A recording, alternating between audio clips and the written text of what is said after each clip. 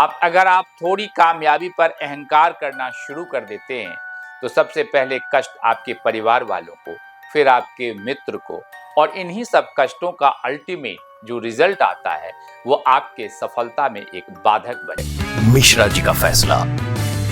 थोड़ी सी सफलता हमारे अंदर अहंकार भर देता है। आम व्यक्तियों की बात कर रहा हूं, चाहे वो सफलता पढ़ाई के क्षेत्र में हो, चाहे वो सफलता हमारे बिजनेस के फील्ड में हो।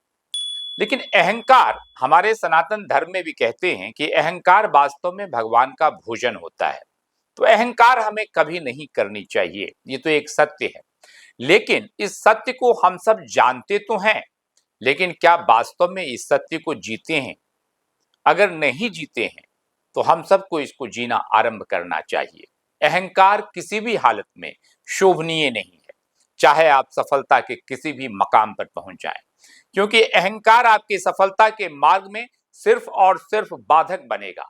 और वास्तव में अगर सोचें तो ऐसा कुछ भी नहीं है दुनिया में जिससे हमें अहंकार करना चाहिए या जिस पर हमें अहंकार करना चाहिए। भगवान रजनीश ने एक कहानी सुनाई महान सिकंदर के बारे में, कि महान सिकंदर जब विश्व विजेता बने और लौट रहे थे तो रास्ते में उन्हें एक संत मिला।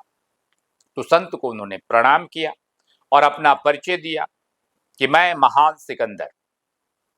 तो संत ने पूछा कि आप किस बात के महान हैं? तो बोला कि महान इस बात के हैं कि हमने संपूर्ण विश्व को जीता है। तो बोला क्या आपको इस बात का अहंकार है, घमंड है, जो आपने कहा महान सिकंदर? तो बोला किसी को होगा, आज तक मैंने कोई लड़ाई हारी ही नहीं महाराज। बोला अच्छा, ये तो बड़ी बात है। बोला एक प्रश्न पूछता हूं महान सिकंदर मैं आपसे। बोला पूछिए। बोले कि एक बात बताइए कि आप सिर्फ कल्पना कीजिए कि आप मरुस्थल में हैं, हजारों किलोमीटर तक कुछ नहीं, बालू ही बालू, बालू ही बालू, और अचानक आपको बहुत ज्यादा प्यास लग जाता है, बहुत ज्यादा प्यास लग जाता है, ऐसा प्यास कि अब आपसे बर्दाश्त नहीं हो रहा है, और अगर आपको पानी न मिला तो आप मर जाएंगे। तभी एक व्यक्ति एक लोटे में पानी भरकर, एक्चुअली लोटा संत जी के पास ही था, तो वो अपना ही एग्जाम्पल देते हैं कि तभी मैं एक लोटा पानी लेकर वहां से निकलता हूं। तो आप क्या करेंगे? तो मैं आपसे रिक्वेस्ट करूंगा। महान सिकंदर ने कहा कि आप मुझे पानी पिला दें। तो संत ने कहा कि आप मुझे इतना बेवकूफ समझते हैं कि आप मुझसे पानी मांगेंगे उस भयानक मरुस्थल में और हम आपको पानी पिला देंगे बगैर अपनी चिंता किए हुए? बोला नहीं, सो आप जो मांगेंगे मैं वो दूंगा।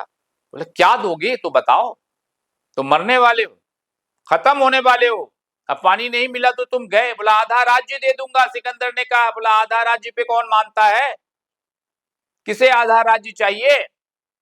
मैं नहीं मानने वाला हूं आधा राज्य। बोला पूरा राज्य दे दूंगा। बोला हाँ, अब तुम थोड़ा सा ठीक बोल रहे हो। तो तुम्हारे संपूर्ण विजय का जो निचोड़ है वो एक लोटा पानी है, ये एक जग जो पानी है, यही तुम्हारे संपूर्ण विजय का निचोड़ है। और अगर यही निचोड़ है तो अहंकार किस बात के लिए? क्यों अहंकार, क्यों महान सिकंदर? इस कहानी में सच्चाई कितनी है?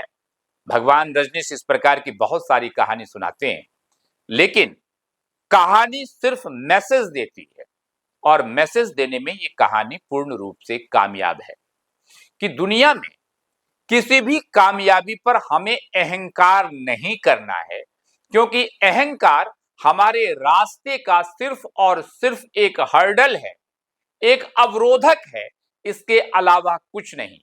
हम उसी व्यक्ति को सही मायने में महान मानते हैं जो व्यक्ति अहंकार से रहित होता है।